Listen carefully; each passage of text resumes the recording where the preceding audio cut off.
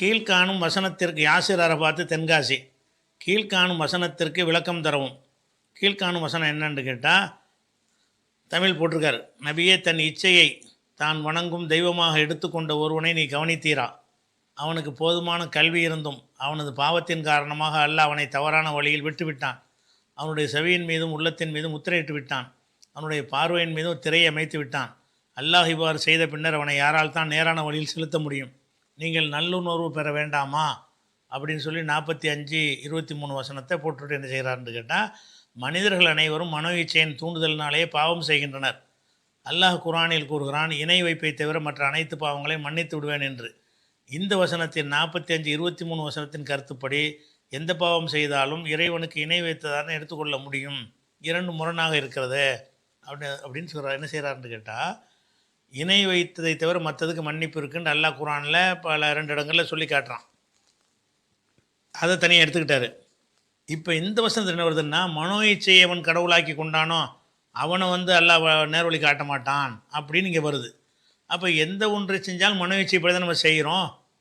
செருக்கு மட்டுமா, எதை செஞ்சாலும் ஒரு பீடி குடித்தா கூட மனோ இச்சைப்படி தான் ஒருத்தர் பீடி குடிக்கிறான். அப்போ எந்த தவறை செஞ்சாலும் மனோ இச்சைப்படி தான் நம்ம பாவம் செய்கிறோம். மனோ இச்சைப்படி உள்ளவனுக்கு மன்னிப்பு இல்லைங்கிற மாதிரி இதில் வருது. ஷிர்க்குக்கு தானே அது மன்னிப்பு இல்லைன்னு சொல்ல முடியும், மற்றதுக்கெல்லாம் மன்னிப்பு உண்டு தானே. இங்கே மனோ இச்சைப்படி என்ன செஞ்சாலும் மன்னிப்பு இல்லைங்கிற மாதிரி கருத்து வருது.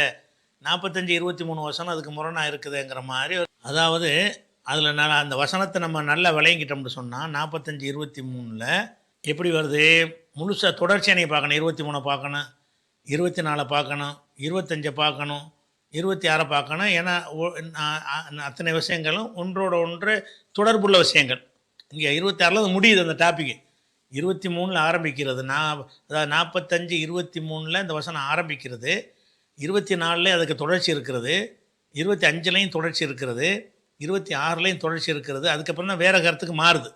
அதனால் எல்லாத்தையும் சேர்த்து வச்சு நீங்கள் பார்த்தீங்கன்னு சொன்னால் உங்கள் சந்தேகத்துக்கு எந்த ஒரு வழியும் இல்லை. அதில் என்ன வருதுன்னு கேட்டால், அஃபராய்த்த மனித்தகத இலாஹு ஹவாஹு, தன்னுடைய கடவுளாக மனோ இச்சை ஏற்படுத்தி கொண்டானே அவனை கவனித்தீரா?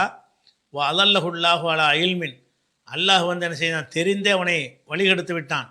ஓ ஹத்தம் அலா சம்இஹி, அவனுடைய செவி. அது தப்பாக நீ மொழிபெயர்ப்பு அனுப்பியிருக்கிறீங்க. அந்த மொழிபெயர்ப்பு தப்பு. நம்ம மொழிபெயர்ப்பு எப்படி அமைச்சர்? நம்ம மொழிபெயர்ப்பு நான் படிக்கட்டுமா? தனது மனோ இச்சையை தனது கடவுளாக்கி கொண்டவனை பார்த்தீரா? தெரிந்தே அவனை அல்லாஹ் வழிகெடுத்தான். அல்லாஹ் வேணும்னு தான் அவனை வழிகெடுத்தான் என்று இதில் மூலத்தில் இருக்கிறது. ஆனால் நீங்கள் போட்ட மொழிபெயர்ப்பில் என்ன மாதிரி போட்டிருக்கிறாங்கன்னு கேட்டால், அவனுக்கு போதுமான கல்வி இருந்தும் அல்லாஹ் வழிகெடுத்துட்டான்னு வருது. அல்லாஹ் அலா இல்மின், இல்மோட தானே அவனை வழிகெடுத்தேன்னு அல்லாஹ் சொல்கிறான். மொழிபெயர்த்தங்கடி போட்டிருக்கிறான்டா அவனுக்கு இல்மை கொடுத்து வழிகெடுத்துறதாக அர்த்தம் போட்டிருக்கிறாங்க. நீங்கள் அந்த அர்த்தத்தை தான் எனக்கு எடுத்து காப்பி பண்ணி அனுப்பியிருக்கிறீங்க. அந்த அர்த்தமே தப்பு. அவங்க எந்த தர்ஜுமாவில் எடுத்தீங்கன்னு தெரியல. அது அர்த்தம் எப்படி வரும்னு கேட்டால், தனது மனோ இச்சையை தனது கடவுளாக்கி கொண்டவனை பார்த்தீரா? தெரிந்து அவனை அல்லாஹ் வழிகெடுத்தான். வேணும் தெரியாமலாம் கெடுக்கலை. இவன் அதுக்கு தகுதியான ஆள் தான் நினச்சி அல்லாஹ் தான் வழிகெடுத்தான். அவனது செவியிலும் உள்ளத்திலும் முத்திரையிட்டான். அவனது பார்வையின் மீது மூடிய அமைத்தான். அல்லாஹ்வுக்கு பின் அவனுக்கு வழிகாட்டுபவன் யார்? நீங்கள் சிந்திக்க மாட்டீர்களான்னு அதில் வருகிறது. இதில் வெறுமனே மனோ இச்சைக்கு மட்டும் உள்ள விஷயமாக சொல்லப்படலை. செவியில் முத்திரை, உள்ளத்தில் முத்திரை, பார்வையில் மூடி, இது எல்லாமே காஃபிற்கு உள்ள ஒரு தன்மை. இது அல்லாஹ் ஒரு மனிதனுக்கு செவியில் முத்திரையிட்டான்னு சொன்னால் எந்த நல்லதும் உள்ளக போகாதுன்னு அர்த்தம். அவனுடைய உள்ளத்தில் முத்திரையிட்டான்னு சொன்னால் எதுவும் உள்ளத்தில் இறங்காதுன்னு அர்த்தம், நல்லதே வராதுன்னு அர்த்தம். அது மாதிரி பார்வைக்கு ஒரு திரையை போட்டான்னு சொன்னால் எந்த ஒன்றும் அவன் பார்வைக்கு படாதுன்னு அர்த்தம். எந்த நல்லதையும் பார்க்க மாட்டான், எந்த நல்லதையும் கேட்க மாட்டான், எந்த நல்லதையும் சிந்திக்க மாட்டான். இப்படி 3 வகையான தடையை நம்ம ஏற்படுத்திட்டோமே, இவனுக்கு வழிகாட்டுறவன் யார் அப்படின்னு கேட்குறான். இவ்வளோ அம்சமும் சேர்ந்து இருந்துச்சின்னு சொன்னால் அவன் காஃபிராவும் முஷ்ரிக்காக தானே இருப்பான். சும்மா மனோ இச்சைப்படி சின்ன சின்ன தப்பு செய்கிறவனா குறிப்பிடல. சின்ன சின்ன தப்பு செய்கிறவனுக்கெல்லாம் உள்ளத்தில் சீலை வைக்கப்பட்டிருக்கு. ஒருத்தன் சின்னதாக ஒரு பொய் சொல்கிறான். ஒருத்தன் பொய் சொன்ன உடனே இவன் பாவம் செஞ்சிட்டான், மனோ இச்சைப்படி தான் பொய் சொல்கிறான். அப்போ இவன் உள்ளத்தில் சீல் வச்சாச்சு, இவனுடைய வாயிலையும் சீல் வச்சாச்சு, இவனுடைய காதலையும் சீல் வச்சாச்சுன்னு சொல்லுவோமா? முத்திரையிடப்பட்டவனில் வருவானா? முத்திரையிடப்பட்டவனே யார் வருவான்? டோட்டலாகவே இஸ்லாமே வேணான்னு போனவனுக்கு தான் அந்த வார்த்தை யூஸ் பண்ண முடியும். இதில் அல்லாஹ் என்ன செய்கிறான்னு கேட்டால், மனோ இச்சைப்படி கடவுளாக்கினவன் சொல்லிவிட்டு அந்த தொடர்ச்சியாக அல்லாஹ் என்ன செய்கிறான்னு கேட்டால், அவனது செவியிலையும் அல்லாஹ் முத்திரையிட்டான், உள்ளத்துலேயும் முத்திரையிட்டான், பார்வையிலையும் ஒரு மூடி அமைத்தான். இவ்வளவும் செஞ்ச பிறகு அவனுக்கு யார் வழிகாட்டுவான்னு கேட்குறான். அப்போ இவ்வளோ ஒருத்தனுக்கு செய்யப்படுதல் என்ன அர்த்தம்னு கேட்டால் டோட்டலாக நாசமாக போயிட்டான்னு அர்த்தம்.